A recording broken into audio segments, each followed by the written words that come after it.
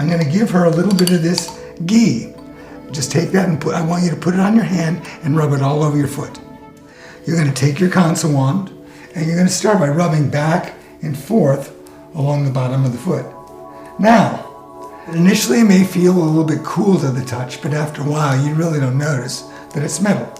And you go back and forth. We're going to go back and forth about 150 times. Going from the toes all the way down to the heel. You can sit on a couch and do this. You can sit in a chair. Any way that you can have your foot propped up to be able to get to it.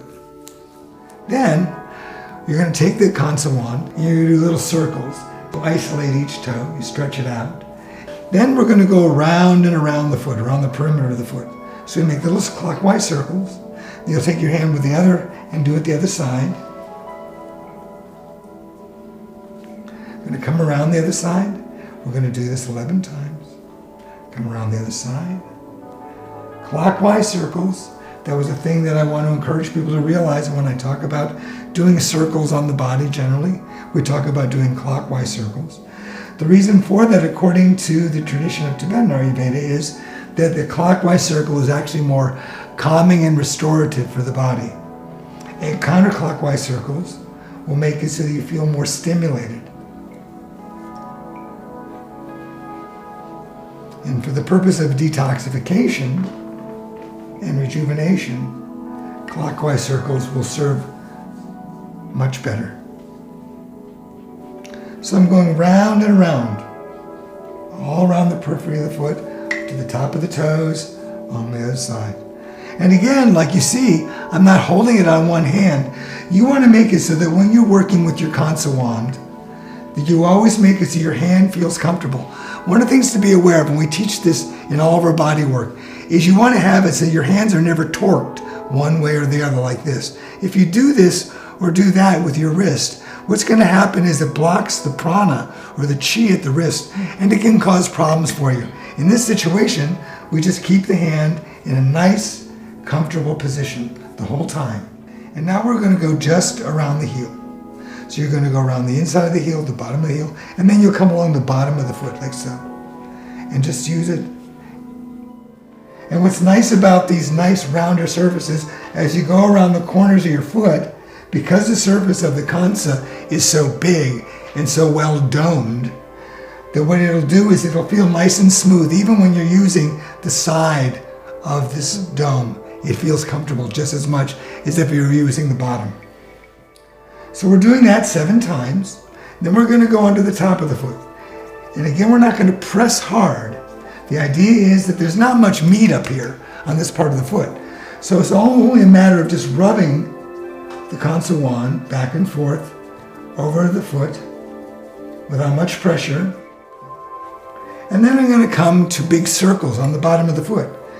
This feels really nice all over. So we have nice big circles. And in this situation, because you're working with this nice wide surface, you can go deep, and at the same time it doesn't feel like it's putting pressure on any particular point. That's what's important at this time. Like I said, if you're doing it for more of a reflexology purpose, then you're going to begin a figure of 8 all along to the toes and around and around and around.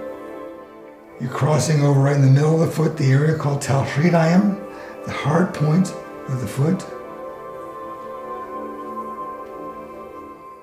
And I'm going to do that, like I said, a minimum of 21 times. And for then the last motion, what you're going to do is twist, twist, twist. Then you'll take the wand to the big toe. You'll do a twist, twist, twist. So just 3 twists to each toe. Twist, twist, twist. Again, twist, twist, twist.